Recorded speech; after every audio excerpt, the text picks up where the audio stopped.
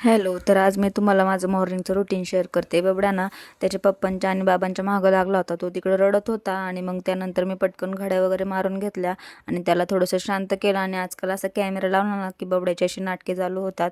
त्यानंतर मग खाटावरची चादर वगैरे पण छान अशी आवरून घेतली आणि किचनमधला राडा तर कधीच हटत नाही. रोज असाच राडा होतं.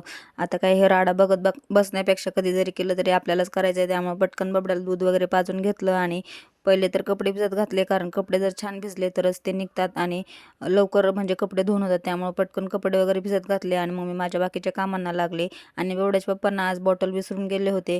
त्यानंतर मग 4-5 चपात्याची कणिक वगैरे मळून घेतली आणि लगेच चपात्या पण करून घेतल्या, कारण मला आज खूप एक्स्ट्राची कामं करायची होती. आणि आता मला गावाला जायचे, कारण मी 12th ॲडमिशन घेतलं आहे आणि 10 तारखेपासून पेपर आहे. त्यामुळे मग मला आता गावाला जायचं आहे, त्याचीच मी तयारी करत आहे.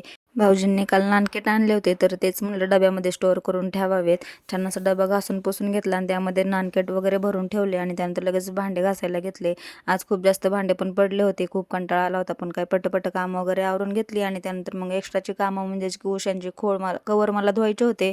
बऱ्याच दिवसापासून भाऊजी माझ्या मागं लागले होते की उशांचे कवर धुऊ. त्यामुळे म्हटलं की त्यांची इच्छा पूर्ण नको राहिला, त्यामुळे पटकन उशांचे कवर पण धुवून घेतले. आणि लगेचच मग बबड्याच्या शर्टला ना मला बटन्स लावायचे होते, त्याला झोपवलं आणि त्याच्या शर्टला बटन वगैरे लावून घेतले. आणि ना त्याच्या काकाने त्याला काल पेस्ट्री आणली होती, कारण त्याने खूप जास्त हट्ट केला होता की मला बड्डे करायचा आहे, केक आणा. त्यामुळे मग त्याला केक अशी पेस्ट्री आणली होती आणि तीच त्याने झोपेतून उठले की खाल्ली. आणि त्यानंतर मग आम्ही खाली चाललो होतो, कारण बबड्याला काही फळं आणायची होती, ॲपल वगैरे.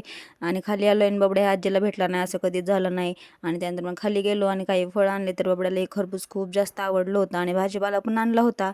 इकडे बबड्याची आजी भाजीपाला निवडत होती आणि बबड्याचं ना असं मध्ये मध्ये चालू होतं, मी काम करतोय असं म्हणत होता आणि सगळा कचरा वगैरे असं भरत होता. अख्ख्या घरामध्ये त्याने भाजी केली होती. तर असा होता माझा आजचा दिवस. चलो बाय.